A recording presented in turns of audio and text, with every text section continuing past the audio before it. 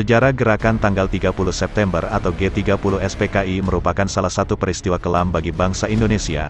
Aksi G30 SPKI yang terjadi pada tahun 1965 merupakan aksi propaganda yang bertujuan untuk menggulingkan kekuasaan Presiden Soekarno saat itu, serta merubah dasar negara dari Pancasila menjadi komunis. Dalam catatan sejarah, Partai Komunis Indonesia, PKI, disebut sebagai dalang dari pemberontakan tersebut. Partai ini didirikan oleh para tokoh komunis Indonesia pada tanggal 23 Mei tahun 1920. Dikutip dari buku Kegagalan Kudeta G30 SPKI karya M. Fuad Nassar, pendirian Partai PKI merupakan bentuk transformasi dari Indische Sociaal Democratische Vereniging, ISDV, yang didirikan pada bulan Mei tahun 1914 di Semarang. Pendiri ISDV sendiri merupakan tokoh-tokoh Belanda yang berorientasi Marxis, seperti Adolf Baars dan Hendrik Sevivliet.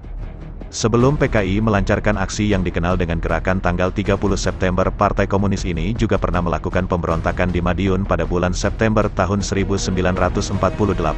Upaya kudeta dan pemberontakan yang dilakukan PKI kedua kalinya pada tahun 1965 bertujuan mengubah ideologi negara dan menjadikan Indonesia sebagai negara yang tidak bertuhan. PKI merupakan salah satu partai tertua sekaligus terbesar yang pernah ada di Indonesia. Partai ini mampu mengakomodir berbagai kalangan, mulai dari intelektual, buruh, hingga petani. Pada tahun-tahun menjelang peristiwa G30 SPKI, PKI berkembang dengan pesat. Kala itu PKI dipimpin oleh Dipa Nusantara Aidit atau dikenal dengan sebutan DN Aidit, partai kecil yang berperan dalam pemberontakan Madiun tahun 1948 berkembang menjadi partai massa yang besar dan memiliki pengaruh kuat. Sejak saat itu, muncul dua kubu yang menjadikan rakyat Indonesia terpecah belah. Sebagian rakyat yang anti PKI menolak ideologi komunis yang dibawa partai tersebut, sementara sebagian lainnya mengaku pro terhadap PKI.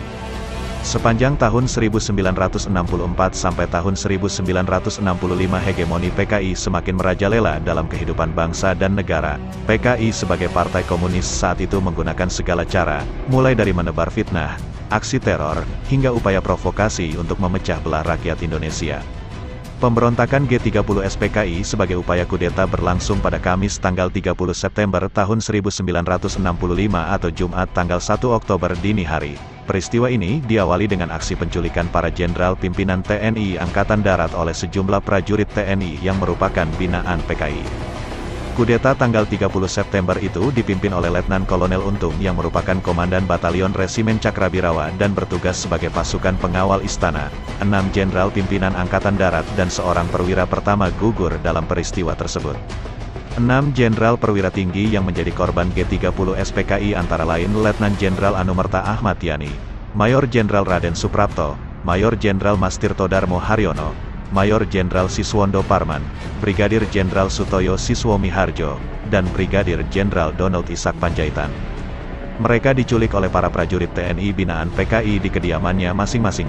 3 jenderal dibunuh di tempat dalam penyergapan, lalu mayatnya diseret dan dinaikkan ke atas truk, sementara sisanya diseret kemudian disiksa dan dibantai hingga tewas di lubang buaya. Dalam peristiwa tersebut, Jenderal Aha Nasution juga yang menjadi target pertama G30 SPKI berhasil menyelamatkan diri. Namun, putrinya yang bernama Ade Irma Nasution yang saat itu berusia 5 tahun ikut menjadi korban penyerangan.